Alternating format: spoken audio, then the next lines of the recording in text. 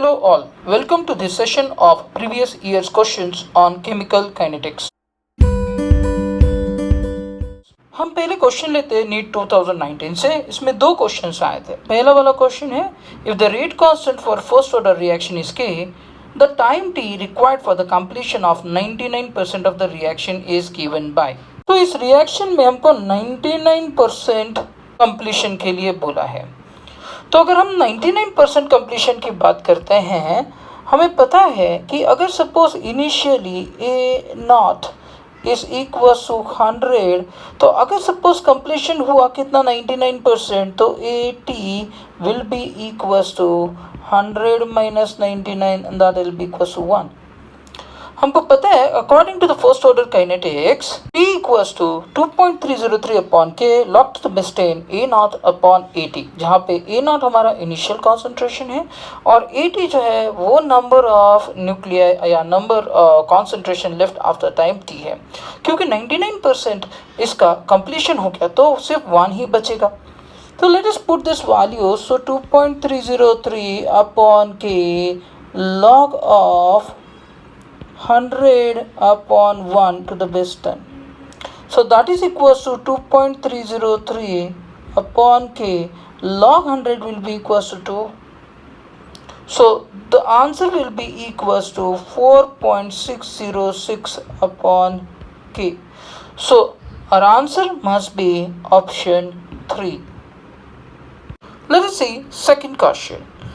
तो इसमें जो नीट 2019 में दूसरा क्वेश्चन था वो था for the chemical reaction N2 gas plus thrice H2 gas gives twice NH3 gas, the correct option is.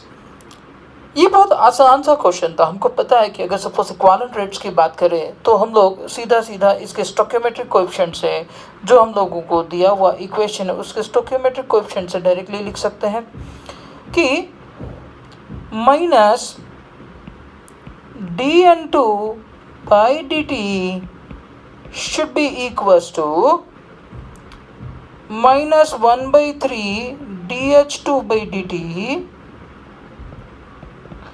must be equals to 1 by 2 dNH3 by dt. So first वाला option तो हो नहीं सकता. अब फर्स्ट वाला ऑप्शन क्यों नहीं हो सकता? फर्स्ट वाला ऑप्शन इसलिए नहीं हो सकता क्योंकि ये तो ठीक है, ये ठीक है, लेकिन यहाँ पे माइनस प्लस की जगह पे माइनस दिया हुआ है. ओके, सिमिलरली सेकेंड वाले के लिए देखते dN2 by dt माइनस ठीक है, लेकिन ट्वाइस ये 1/2 अगर होता तो करेक्ट होता. Now let's say for the third one minus dN2 by dt equals to plus 1/2 dNH3 by dt, यानी ये हमारा जो है करेक्ट ऑप्शन होना चाहिए and that is option number 3. So हमारा आंसर आना चाहिए third. Now let's solve questions from NEET 2018. इसमें भी दो क्वेश्चंस आए थे. पहला वाला क्वेश्चन है the correct difference between the first and the second order reactions is that. अब फर्स्ट ऑर्डर और सेकंड ऑर्डर रिएक्शंस के बारे में पूछा है तो let us just write this down. For first order reaction, T half will be equal to 0.693 upon K. This is for first order reaction.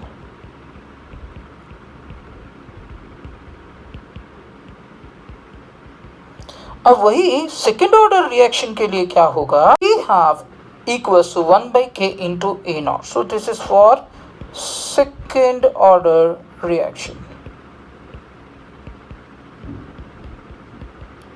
Now because जो first order reaction है वो first order reaction में कहीं पे भी concentration term नहीं आया, so this first order reaction has to be independent of concentration. जबकि यहाँ पे कंसंट्रेशन टर्म आया, सो दिस डिपेंड्स अपॉन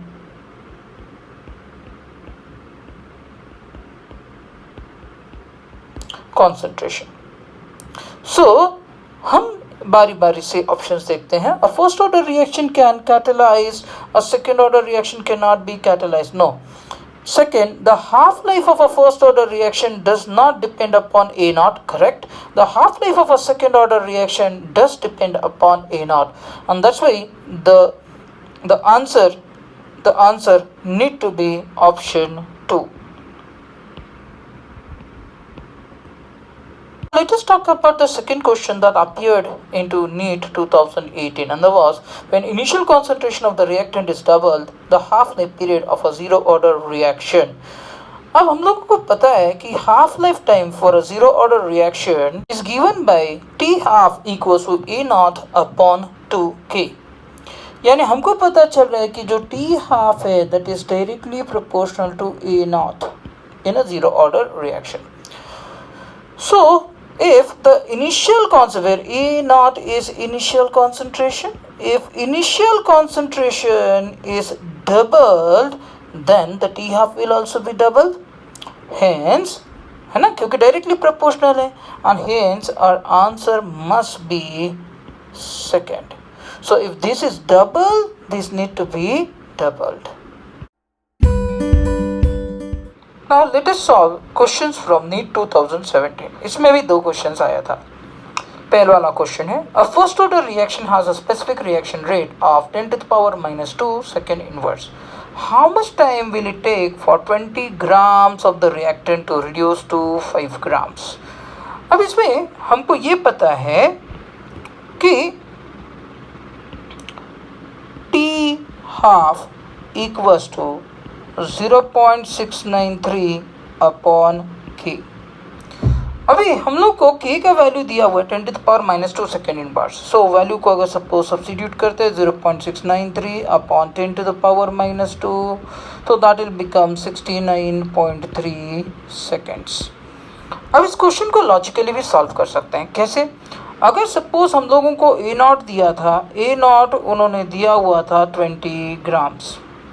अब हमको समझता है हाफ लाइफ टाइम में 69.3 सेकेंड्स, तो एग्जैक्टली इसका रिड्यूस होके 10 ग्राम्स बनने के लिए हमको टाइम लगने वाला है 69.3 सेकेंड्स. सिमिलरली उसका और हाफ होने के लिए दैट मीन्स 5 ग्राम्स होने के लिए हम लोग को टाइम लगने वाला है और 69.3 seconds because half life time. इसका मतलब हम लोग को 2 हाफ लाइफ टाइम लगे. Okay, therefore time required will be equals to 2 into t half, that will be equals to 2 into 69.3, and that will be equals to 138.6 seconds. So हमारा answer होना चाहिए option 2. तो अगर लॉजिकली सॉल्व करते तो बड़े आसानी से सॉल्व होता है. इनफैक्ट अगर सपोज हमें चाहिए तो हम लोग इस तरीके से भी वैल्यू निकाल सकते थे कि t equals to 2.303 upon k. ऐसा लिख के भी हम लोग वैल्यूज कैलकुलेट कर सकते हैं. Now let us look at the second question which was being asked in NEET 2017. इस क्वेश्चन में क्या दिया था कि मैकेनिज्म दिया हुआ था hypothetical reaction x2 + y2 gives twice xy का मैकेनिज्म दिया था 3 स्टेप्स में, और मैं बोला था कि the overall order of this reaction will be. तो सबसे पहले तो हम लोग को पता है कि इसमें से जो स्लो स्टेप होगा that will be the rate determining step, है ना. और इसीलिए उसके ऊपर से हम लोग रेट निकाल सकते हैं कि rate will be equals to k into concentration of x into concentration of y2. Equation number 1 बोल देते हैं. Now what happens is x is an intermediate. जो आपका x आया इसके अंदर वो इंटरमीडिएट है.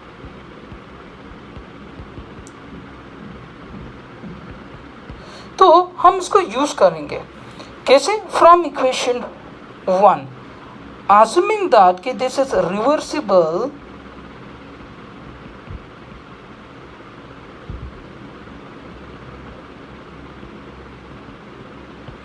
we can write it down as k equals to, अगर वो रिवर्सिबल है तो k equals to x square divided by x2, equilibrium constant, or concentration of x square will be equals to k into x2, या concentration of x will be equals to k to the power 1 by 2 into x2 to the power 1 by 2. Now let us call this k, different कर देते इसको, yes k1. Okay, now substituting these values in equation 1, so r will be equals to k into K1 to the power 1 by 2 into X2 to the power 1 by 2 into Y2. So this can be written into another constant as K dash into X2 to the power 1 by 2 into Y2 to the power 1. Let's say, for example.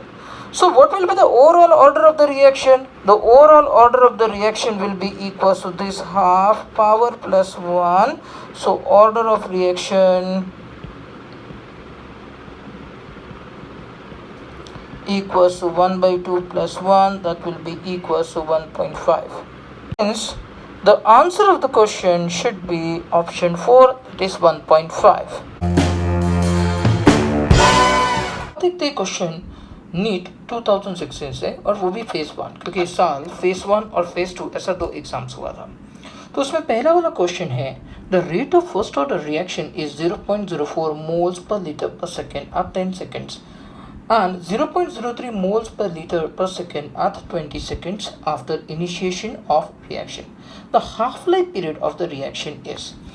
तो इस question में हम लोग को समझ में आ रहा है कि टाइम जो है ना, वो टाइम चेंज कितना हुआ है। Time is equals to 20 minus 10, so that is equals to 10 seconds।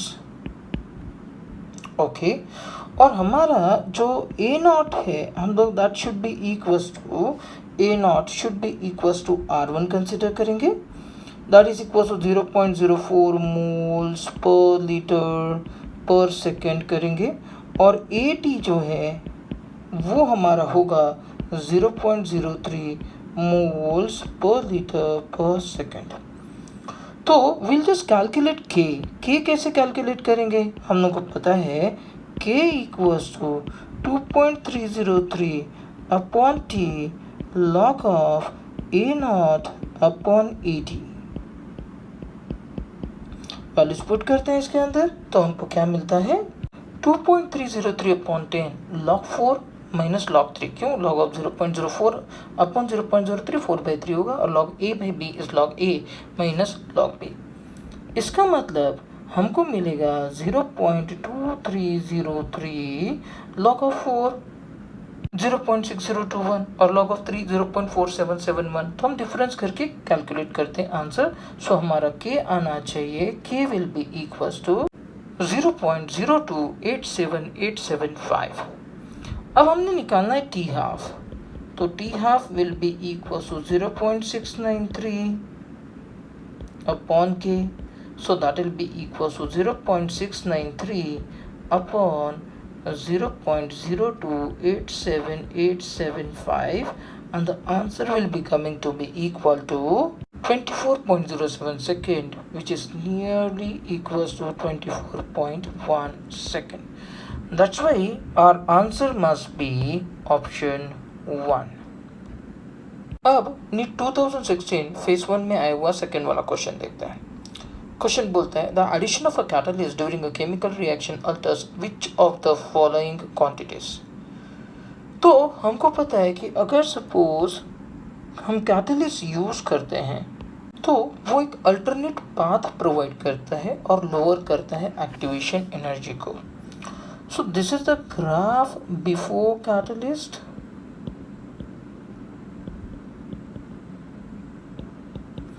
and this is the graph when catalyst is used.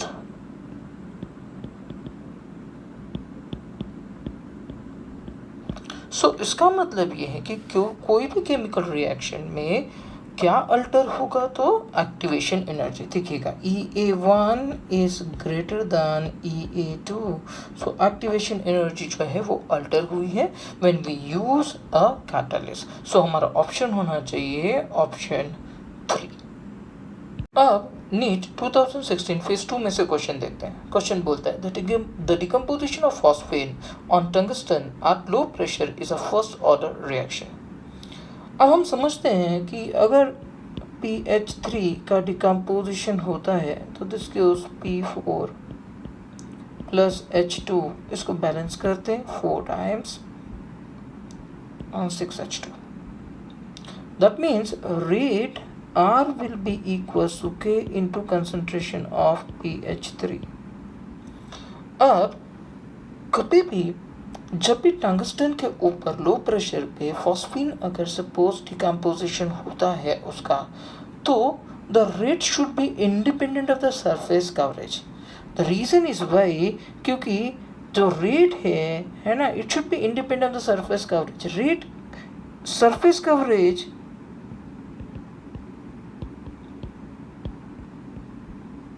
पे तब डिपेंड करेगा when it is a zero order reaction.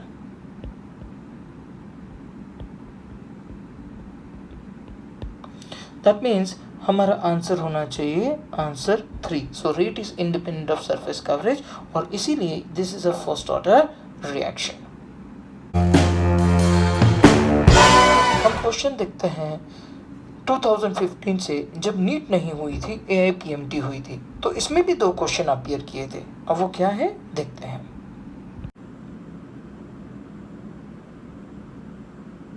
इसमें क्वेश्चन आया था the rate constant of a reaction A gives B is 0.6 into 10 to the power minus 3 moles per liter per second.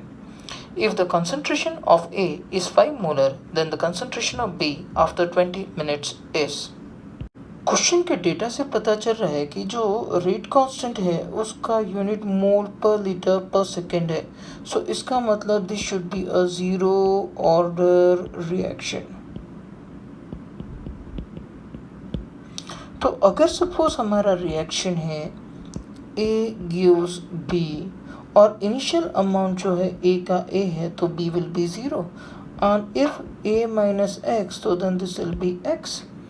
So for zero order reaction, X will be equals to K into T, that is equals to 0.6 into 10 to the power minus 3 into T time is 20 minutes है, तो into 60, that is equals to 0.72 molar. यानी हमारा answer होना चाहिए option 2। That's all in this session. Thanks for watching. Let's meet in next session.